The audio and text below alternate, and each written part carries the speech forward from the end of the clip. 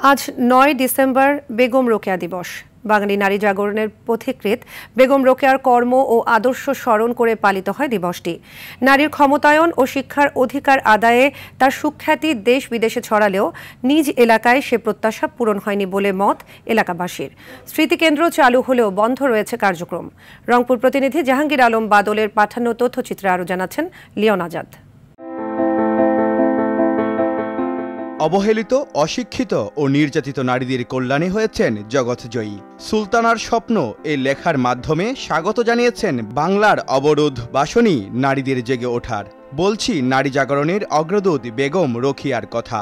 আজ ৯ ডিসেম্বর, উপমহাদেশের কুসংস্কার আচ্ছন্ন সমাজের প্রথম নারী শিক্ষার আলোকবর্তিকা বেগম রোকেয়ার জন্ম ও মৃত্যু দিবস। বেগম রোকেয়ার নামে রংপুর ও দেশে নানা প্রতিষ্ঠান গড়ে উঠলেও তার জন্মভূমিতে কীর্তি সংরক্ষণের চেষ্টা এখনও অপ্রতুল। জরাজীর্ণ অবস্থায় পড়ে আছে বেগম রোকেয়ার বসতভিটা। হয়নি কোনো জাদুঘর ও পর্যটন কেন্দ্র। এতে প্রত্যাশা পূরণ হয়নি এলাকাবাসী সহ নতুন প্রজন্মের। রংপুর পায়রামন্দে বেগম রোকেয়া বাড়ি এসে আমার অনেক ভালো লাগছে।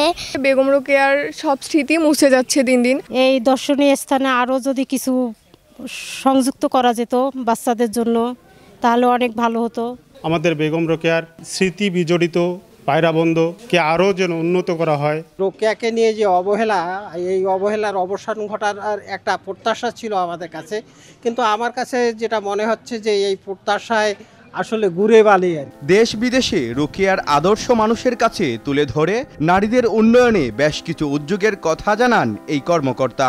বেশ কিছু প্রশিক্ষণ কর্মসূচি চালু ছিল। প্রশিক্ষণটি করোনার আগে বন্ধ হয়ে যায় এবং সেলাই প্রশিক্ষণ যেটি দুস্থ নারীদের জন্য সেটিও বন্ধ হয়ে যায়। আসার কথা হচ্ছে যে আসছে ৯ ডিসেম্বর রোকেয়া দিবসের দিন এটি আবার নতুন করে চালু হচ্ছে।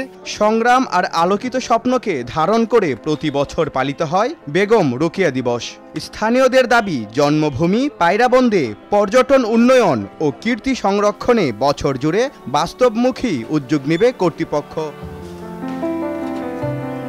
Leone Azad, RTV।